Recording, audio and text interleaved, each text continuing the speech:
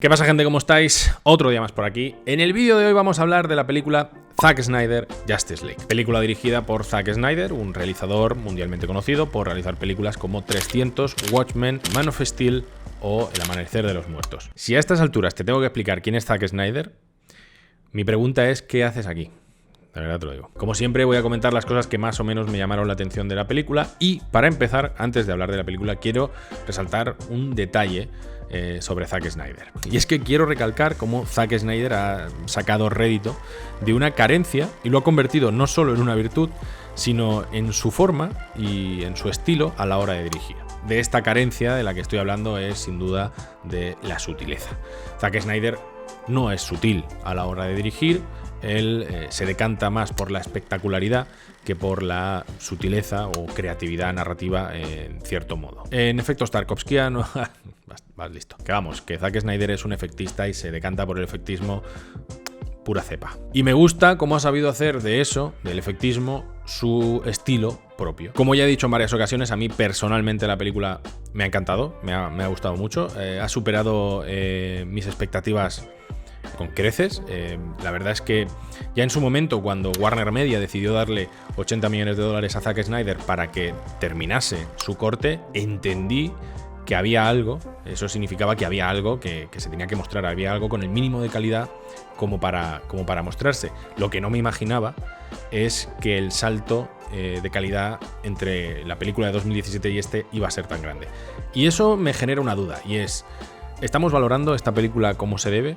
¿La estamos valorando por lo que es como película o la estamos valorando comparándola con la película de 2017?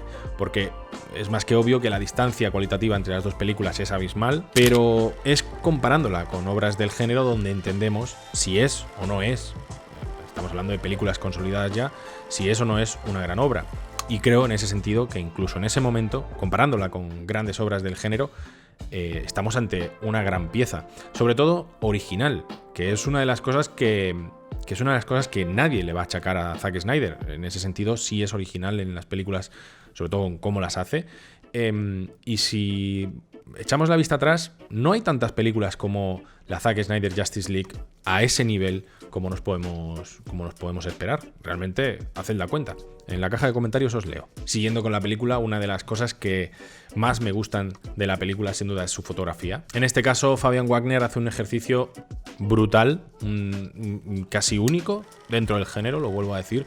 No recuerdo ninguna película que tuviese una fotografía y sobre todo una temperatura tan realista en una película de superhéroes. Por favor, os vuelvo a leer en la caja de comentarios y refrescadme la memoria.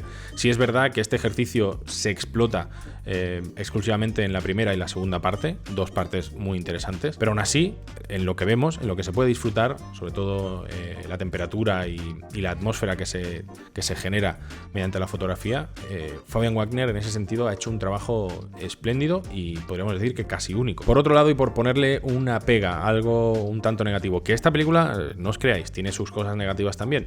No voy a hablar en temas de producción, no voy a hablar del CGI, etcétera, o de saltos en la escala cromática en ciertos momentos, más que la escala cromática en la temperatura en ciertas escenas, porque a poco que sepas de la producción, pues ya sabes que en la película de 2017 se cargaron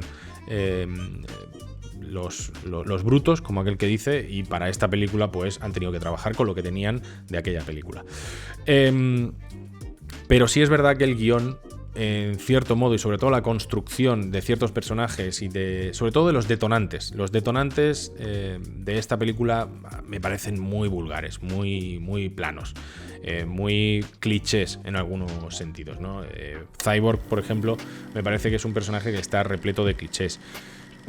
Hay gente que lo defiende a capa y espada como es lo que tiene que ser, pero realmente no deja de ser una escritura bastante vaga en según qué sentidos. La forma por la cual tres personajes en concreto se unen a la Liga de la Justicia también es un poco vulgar en según qué aspectos, pero ojo, no se rompe la continuidad en ningún momento de la obra y eso también pues es de admirar. En cierto modo, también es verdad que el guión en algunos momentos tiende a sobreexplicar. La película en ciertas escenas se tiende a la sobreexplicación y sobre todo a ejercicios que son callejones sin salida, que no van a ninguna parte. Aun pareciendo situaciones negativas porque narrativamente no van a ninguna parte, se compensa gracias a una espectacularidad increíble en ciertas escenas, ¿no? Por ejemplo, la escena de Flash, la presentación de Flash, ¿no? Pero por otro lado es curioso que Zack Snyder nos regale ciertas sutilezas narrativas, y fijaos por dónde voy, ¿no? Habiendo dicho lo que he dicho al principio, que Zack Snyder es de todo menos sutil, pero sí es verdad que nos regala ciertas y pequeñas, a veces incluso minúsculos detalles narrativos que nos dan cierta información sin necesidad de una sobreexplicación, que es, al fin y al cabo, una de las virtudes del cine, poder explicar con imágenes, no un tío hablándole a cámara que realmente le está diciendo al espectador lo que va a ocurrir. Dicho esto, por ejemplo, la escena de la capucha de Cyborg, que nos transmite una emoción, o la escena muy espectacular del dedo de Flash con la caja madre, pues son pequeños detalles, pequeñas sutilezas narrativas que nos brindan la información suficiente para que la historia siga avanzando en según qué sentidos, ¿no? Y gracias a eso también no se rompe la continuidad de la película. Es uno de los factores, uno de los valores positivos que tiene en ese sentido la película. Por otro lado, hablemos, por favor, de la banda sonora. ¿Qué pasa con la banda sonora? A rasgos generales es una buena banda sonora. El ejercicio, por ejemplo, que se hace con Superman, incluyendo la banda original de Superman, de las películas originales, a mí me llamó muchísimo la atención. Por otro lado, es inevitable, se ha convertido ya en un meme, el leitmotiv de las Amazonas. Había que ponerlo cada puñetera vez que saliese Wonder Woman. No hacía falta tampoco, coño. Como ya he dicho, como ya he dicho, en rasgos generales la banda sonora me gusta. Sobre todo el tema final, ¿no? El tema del clímax. Este tema que está representado a la vez que vemos a Flash. Speed of Force, creo que se llama la canción. A mí es de las grandes sorpresas que me ha dado esta película y sobre todo ese momento en concreto. Creo que mucha gente está de acuerdo conmigo si digo que es el momento más espectacular de la película. Llega en el momento preciso. Pero no me gusta que Zack Snyder nos quiera manipular deliberadamente en ciertos momentos con el hilo musical. No me gusta. He hecho la prueba y hay escenas en las cuales si le quitas la música no hay ningún atisbo de emoción por ninguna parte. Es decir, que la emoción viene exclusivamente gracias a las notas musicales. Es un ejercicio de manipulación, pero como todo el cine en general. Pero a mí personalmente, yo soy de los que opina que prefiero emocionarme con la historia que me estás contando, con lo que estoy viendo, más que con lo que estoy escuchando. Que es un elemento válido también. Pero el ejercicio está ahí. Si eliminas la música de ciertas escenas, incluso se pueden convertir en escenas ridículas. Dicho esto, tema interpretativo. Todos están muy bien. Podría pasar de largo en ese sentido porque todos están muy bien. La película recae exclusivamente en Gal Gadot y en Ezra Miller.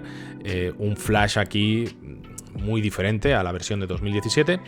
Pero quiero hablaros de Amy Adams, de la pedazo de actriz que es, que ya lo hemos visto antes, Animales Nocturnos, otras películas que en Arrival, ¿no? Que estamos hablando de una mujer con un potencial, sobre todo a la hora de contener emociones, es increíble. Y en esta película, teniendo tan pocas líneas de diálogo, es capaz de condicionar y emocionar al espectador, otra vez más, manipular al espectador emocionalmente con su lenguaje no verbal.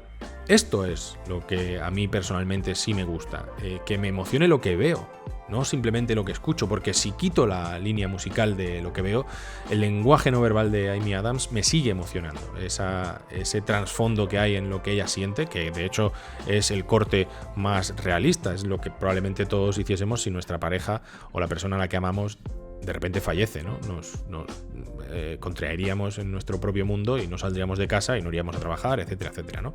Entonces, en ese sentido, creo que Amy Adams es un plus en esta película, que sé que hay mucha gente que no la ve y que se queja, ¿no?, de su interpretación, pero pensad en la interpretación contenida que hace y, sobre todo, en la carga emocional que hay en sus escenas, sin apenas abrir la boca. O sea, chapo. Para ir terminando, es inevitable que comente la escena de la pesadilla, Injustice creo que se llama ese momento en concreto de la película. Sé por qué está ahí, sé cuál es el motivo por el que está en ese punto. Es una palanca comercial, es una herramienta de presión por parte de Zack Snyder hacia el estudio para ver si suena la flauta y en última instancia tuviésemos la visión de Zack Snyder. Yo a día de hoy todavía no lo descarto, todavía tienen que salir muchas noticias, pero sí es verdad que a mí personalmente no me gusta. Creo que me desconecta demasiado.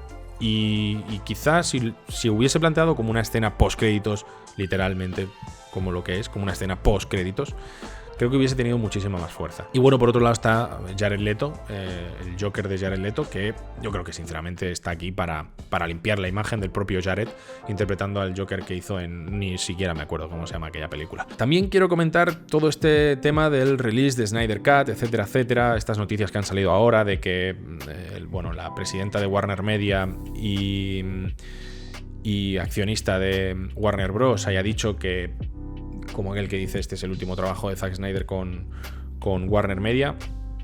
Se ha vuelto a revivar el tema de queremos. Y desde el punto, ¿no? desde la posición defensora de Zack Snyder y de esta visión, hay mucha gente que se le llena la boca con la libertad creativa. Pero es curioso que personas exijan libertad creativa para un director cuando él ya ha ofrecido todo lo que tenía que ofrecer, era lo que estaba previsto, ya le han dado su película, los fans están contentos, ahora los fans quieren más, en base a la libertad creativa de un director, pero no están siendo justos con la libertad creativa de los directores, realizadores y productores que ya están trabajando en el futuro del universo de DC. Si queremos libertad creativa, hay que defenderla, la de todos, no solo la que nos gusta a nosotros y ya, porque si se sigue presionando, sobre todo desde un punto de vista tóxico, lo que al principio fue un movimiento histórico, porque lo que se ha conseguido con esta película, a muchos que le pesen, es historia del cine.